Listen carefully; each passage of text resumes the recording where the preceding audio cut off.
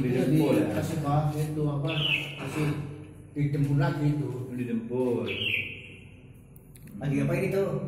Saya nih apa namanya untuk menyebarkan bahwa di Aceh ada masjid, ada Di Aceh, Pak.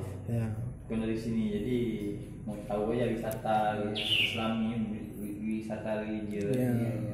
Apa dari mana itu? Dari Banda Aceh. Aceh.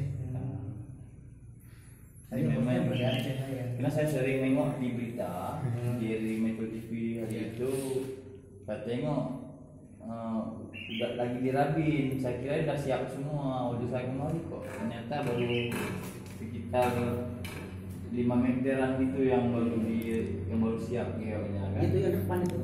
Pikiran ada masjid lain selain ini yang udah siap. Nggak ada.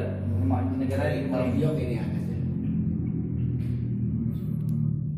Jadi di Aceh cuman masjid di negara ya, karena kekayaan Giok. Iya. Tidak ada lain masjid Giok. Saya udah hampir 1 tahun ini. Saya kan bagian ini, apa kerse? Bagian apa? Kerse itu. Gio.